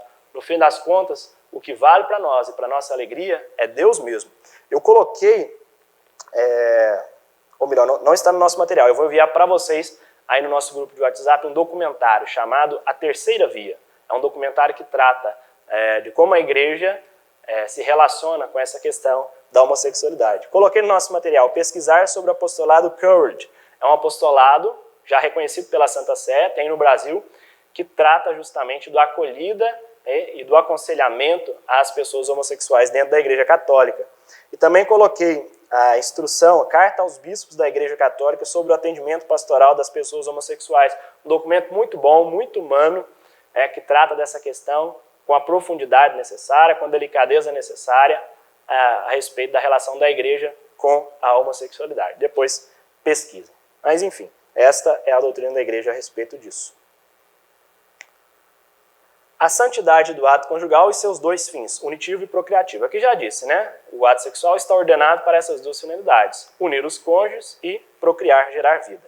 Na verdade, aqui um texto da Humana Vitae, que é uma encíclica do Papa Paulo VI, que tratou dessas questões de contracepção, de abertura à vida. Eu, inclusive, trouxe aqui esta encíclica, Papa Paulo VI, Humana Vitae. Na verdade, pela sua estrutura íntima, o ato conjugal, ao mesmo tempo que une profundamente os esposos, torna-os aptos para a geração de novas vidas, segundo leis inscritas no próprio ser do homem e da mulher. Salvaguardando estes dois aspectos essenciais, unitivo e procriador, o ato conjugal conserva integralmente o sentido de amor mútuo e verdadeiro e a sua ordenação para a altíssima vocação do homem para a paternidade. Nós pensamos que os homens do nosso tempo estão particularmente em condições de aprender o caráter profundamente razoável e humano deste princípio fundamental. As duas finalidades do ato conjugal: unir os cônjuges e realizar o aspecto procriativo pelo qual participam com Deus do ato criador. A questão da contracepção, um outro ponto bastante polêmico, que deve ser refletido com base nessa premissa das duas finalidades do ato sexual. Também uma questão que gera bastante polêmica, discussões no mundo moderno, quando o próprio Papa Paulo VI publicou a encíclica Humana Vitae, foi bastante criticado. A Igreja, desde então, tem sua opinião firme contra qualquer ato contraceptivo de barreira, sejam os anticoncepcionais, sejam os preservativos, como a camisinha, enfim. Por quê? Porque todos estes atos, todos estes instrumentos fecham o encontro sexual e o ato sexual à sua finalidade procriativa. Além de, muitas vezes, fechar também a própria complementariedade unitiva, como o preservativo da camisinha faz. Mas o aspecto mais importante aqui é o aspecto procriativo. Ou seja, desvinculam o encontro sexual da sua finalidade, que é o ato procriador. Mas, Moisés, então o ato sexual é somente para se ter filhos? Não, ele é também para o aspecto unitivo, mas ele não pode se fechar ao seu segundo aspecto, sob pena de destituí-lo da sua finalidade, que é o segundo aspecto, que é o aspecto procriativo. Já vamos tratar que a Igreja permite, no entanto, o recurso aos métodos naturais. Já vamos falar sobre isso. Vamos ler o que diz o Papa Paulo VI na Humana Vitae. É de excluir de igual modo, como o magistério da Igreja repetidamente declarou, a esterilização direta, quer perpétua, quer temporária, tanto do homem como da mulher, quer perpétua, quer temporária. Aqui qualquer tipo de recurso que faz com que o homem e a mulher se tornem estéreis artificialmente é condenado pela Igreja. Seja um recurso como a laqueadura, a vasectomia, seja um recurso como o uso do DIU, dispositivo intrauterino, todas essas ferramentas, esses recursos artificiais, conduzem ao fechamento da segunda finalidade do encontro sexual, que é o aspecto procriativo. Ademais, um ponto muito importante que você tem que colocar é que alguns anticoncepcionais, o dispositivo intrauterino, e principalmente a pílula, chamada pílula do dia seguinte, tem efeitos abortivos. No caso dos anticoncepcionais, um efeito secundário. Quando ele não impede que haja a fecundação, ele impede que o zigoto, ou seja, o embrião já fecundado, e ali nós já temos uma vida humana, ele se incorpora, aquilo que nós chamamos de nidação, quando ele se incorpora à parede do útero da mulher, para que ele possa receber os nutrientes necessários ao seu desenvolvimento. Ele impede este aspecto da nidação, mas já houve a fecundação, já há uma vida, e esta vida não encontra o amparo justamente por esse segundo efeito que alguns anticoncepcionais têm. Então tem que tomar muito cuidado com essa questão, porque muitas vezes os ventres das mulheres estão se tornando, tristemente, como um verdadeiro cemitério, como diz o padre Paulo Ricardo. É uma realidade difícil, né, de ser tratada, inclusive de ser dita, porque impacta na vida de muitas pessoas não tinham consciência disso, você não deve se culpar disso, uma vez que você não tinha consciência disso, mas passar a pensar a respeito desta questão. Né? Uma vez que já houve a fecundação, já há uma nova vida. Ali já estão todas as características genéticas daquela pessoa, ali já está uma alma humana racional. Esta alma humana só precisa agora encontrar um local para receber os nutrientes e para o seu desenvolvimento. Há um segundo efeito dos anticoncepcionais e que o dispositivo intrauterino faz, que é impedir a nidação deste zigoto, deste embrião, deste ser humano, melhor dizendo, na parede do útero, o chamado processo de nidação. E aí ele acaba sendo mandado embora do organismo feminino. Então isso é muito triste. Há que se pensar a respeito disso, porque há abortos microscópicos acontecendo dentro desse processo. É um segundo ponto, razão pela qual a igreja não aceita estes recursos. Deve-se pensar bastante a respeito disso. É ainda de excluir toda ação que, ou em previsão do ato conjugal, ou durante a sua realização, ou também durante o desenvolvimento das suas consequências naturais, se proponha, como fim ou como meio, tornar impossível a procriação, que diz o Papa Paulo VI na Humanae Vitae. A igreja, porém, permite o recurso aos métodos naturais. O Papa Paulo VI foi indagado a respeito disso, mas quando se usa os métodos naturais, ou seja, a observação dos períodos férteis da mulher, em vista de não se procriar, não se está criando como que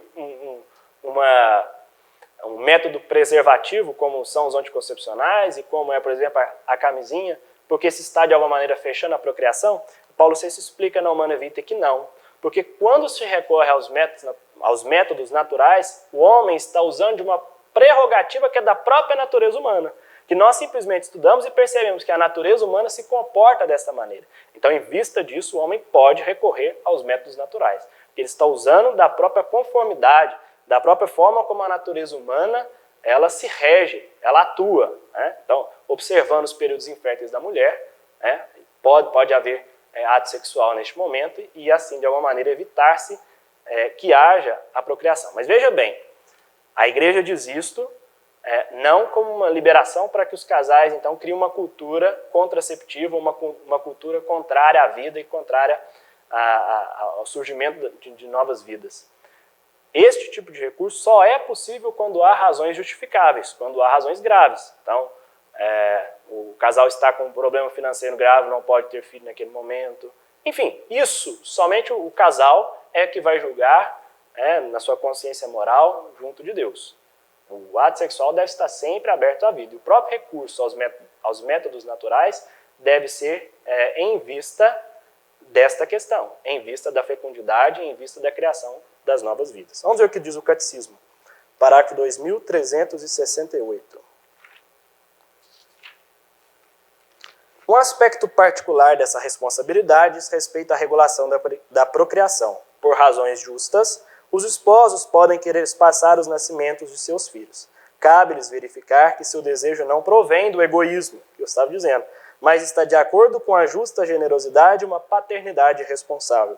Além disso, regularão seu comportamento segundo os critérios objetivos da moral. Ou seja, não pode ser um ato egoístico de fechamento à vida e assim se utilizando da natureza humana desta maneira. Não é nesse sentido que a igreja permite o uso dos métodos naturais. Né? Os métodos naturais, como estou dizendo, notadamente, eu gostaria de destacar o método de ovulação Billings. Né? Acho que todos os casais católicos deveriam aprender a utilização do método de ovulação Billings. Já foi comprovado, inclusive, pela Organização Mundial da Saúde, que a eficácia do método Billings em mais de 98%. né, um método totalmente natural, a partir da observação da mulher, assim se percebe quais são os períodos férteis, ele impede, né, as consequências danosas mesmo, que o uso, por exemplo, dos anticoncepcionais tem para o organismo feminino, né, a bomba hormonal que isso causa, os problemas de saúde que isso tem gerado para as mulheres. Então, para a própria saúde da mulher, né, e para a compreensão do homem a respeito do próprio ciclo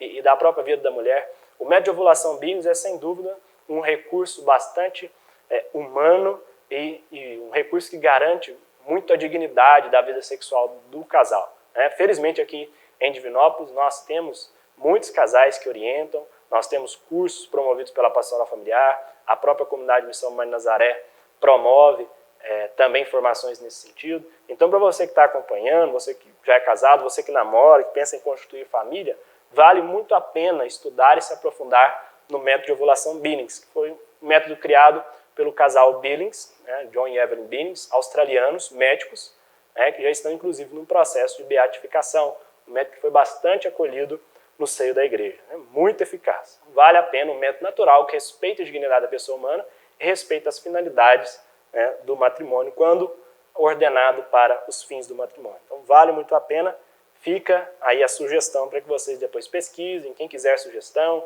como procurar pessoas que ensinem a vivência do método. Não é algo complexo, não é algo difícil, está em plena conformidade com a moralidade católica, em plena conformidade com a busca de uma saúde da mulher e da compreensão mesmo do homem a respeito da sexualidade feminina.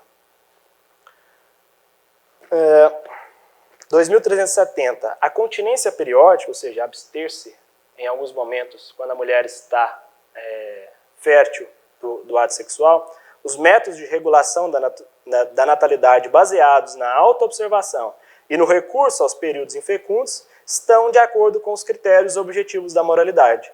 Estes métodos respeitam o corpo dos esposos, animam a ternura entre eles e favorecem a educação de uma liberdade autêntica.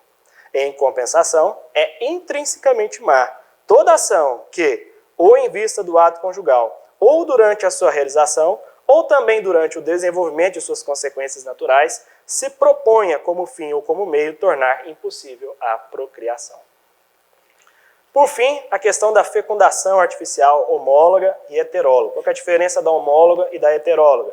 É que na homóloga os espermas são doados pelos próprios cônjuges, e na heteróloga há uma doação de outras pessoas, né? Imaginemos que é um casal que quer ter filhos e eles procuram este meio, mas há uma doação do esperma de um outro homem. Aqui nós teríamos, então, uma fecundação heteróloga, ou seja, que está vindo de fora, de outro. 2376, mais um ponto polêmico com o qual nós encerramos a nossa aula de hoje. As técnicas que provocam uma dissociação do parentesco pela intervenção de uma pessoa estranha ao casal, doação de esperma de óvulo, empréstimo de útero, são gravemente desonestas. Estas técnicas, inseminação e fecundação artificiais heterólogas, lesam o direito da criança de nascer de um pai e uma mãe conhecidos dela e ligados entre si pelo casamento. Elas traem o direito exclusivo de se tornar pai e mãe somente um por meio do outro. Praticados entre o casal, essas técnicas, agora homólogas, inseminação e fecundação artificiais homólogas, são talvez menos claras a um juízo imediato, mas continuam moralmente inaceitáveis. Dissociam o ato sexual do ato procriador. Ou seja, a procriação ela para de vir do ato sexual, ela deixa de vir do ato sexual, do encontro de amor entre os cônjuges, do encontro unitivo, do qual vinha também o aspecto procriativo. A questão da fecundação artificial ela rompe com esses dois aspectos. O ato fundante da existência dos filhos já não é um ato pelo qual duas pessoas se doam uma à outra, mas um ato que remete à vida e à identidade do embrião para o poder dos médicos e biólogos. E instaura um domínio da técnica sobre a origem e a destinação da pessoa humana. Tal relação de dominação é, por si, contrária à dignidade e à igualdade que devem ser comuns aos pais e aos filhos. A procriação é moralmente privada de sua perfeição própria quando não é querida como fruto de um ato conjugal, isto é, do gesto específico da união dos esposos. Somente o respeito ao vínculo que existe entre os significados do ato conjugal e o respeito pela unidade do ser humano, permite uma procriação de acordo com a dignidade da pessoa. Então, a igreja não vê com bons olhos a questão da fecundação artificial, seja a inseminação artificial, seja a fecundação in vitro, ou seja, quando o encontro de espermatozoide e o óvulo acontecem dentro de um laboratório. A inseminação artificial ela é a colocação do esperma dentro do próprio organismo feminino, há uma distinção entre eles, mas ambos rompem com a realidade do ato unitivo, do encontro de amor entre marido e mulher, do qual deve advir a vida. Há um outro ponto importante aqui pelo qual a igreja não aceita essas técnicas, é que, por exemplo, na própria fecundação in vitro, há a fecundação de uma grande quantidade de embriões para que se salve alguns. Ou seja, você fecunda muitos embriões, você tem vida, você tem seres humanos congelados ou que ficam de qualquer outra maneira para depois serem implantados. Mas você tem uma grande perda, ou seja, muitos vão morrer neste processo. Ou seja, é a dignidade da pessoa humana sendo relativizada de acordo com o tempo e a idade. Para nós não importa. Desde a concepção, a pessoa humana tem a sua dignidade intrínseca e essa dignidade deve ser respeitada. Você não pode sacrificar 9 embriões para poder fecundar um, implantar um no útero materno, para que assim você tenha vida. Você estaria sacrificando algumas vidas para ter outras. Isso nós não podemos fazer, porque é também contrário ao 5º mandamento, que nos proíbe de não matar. Então, estas são as questões que nós trataríamos hoje. É a posição da igreja a respeito de tudo isso, uma posição que nos conduz à verdade da nossa natureza e que nos conduz ao amor. Como eu disse, muitos desses pontos são complexos e exigem um aprofundamento. Por isso que eu coloquei aqui, o Catecismo, nos parágrafos 2258 até 2400, o 5º e o 6º mandamento, a carta encíclica Evangelium Vitae, do Papa João Paulo II, trata também dessas questões, bem como a Humanae Vitae, do Papa Paulo VI, a instrução Donum Vitae, que é da Congregação para a Doutrina da Fé, que trata dessas questões do cuidado com a vida humana, do ponto de vista da bioética, da fecundação artificial, dos cuidados com o embrião humano, manipulação de embriões, todas essas questões delicadas. A Donum Vitae, este documento trata disso, também fica uma boa sugestão de leitura. A Carta aos Bispos da Igreja Católica sobre o atendimento pastoral das pessoas homossexuais, já fiz referência. Pesquisar sobre o apostolado Courage, um apostolado muito interessante do cuidado, do acolhimento, de orientação das pessoas que têm atração pelo mesmo sexo. O curso de bioética do padre Luiz Carlos Lodge, disponível gratuitamente na página do YouTube do apostolado Pro Vida Anápolis. Basta digitar Pro Vida Anápolis no YouTube, nas playlists, você encontra este curso de bioética. Para quem está nos nossos grupos de WhatsApp, eu vou encaminhar. Este livreto muito bom também, Questões de Bioética, de Jaime Espinosa, da editora Quadrante, e coloquei aqui também pesquisar sobre o método de ovulação Billings, especialmente procurando instrutores e pessoas que ensinem a vivência deste método, que é tão saudável, que é tão bom para os casais. Aqui na nossa diocese, felizmente, nós já temos um trabalho de muitos anos de instrução do método de ovulação Billings, plenamente em conformidade com a moral católica e com a natureza humana. Tudo bem, então vamos pedir à Virgem Maria, aquela que é a mãe da pureza, que nos ajude a vivermos uma vida casta, uma vida pacífica, em conformidade com a vontade de Deus. Ave Maria, cheia de graça, o Senhor é convosco. Bendita sois vós entre as mulheres, bendito é o fruto do vosso ventre, Jesus. Santa Maria, Mãe de Deus, rogai por nós, pecadores, agora e na hora de nossa morte. Amém.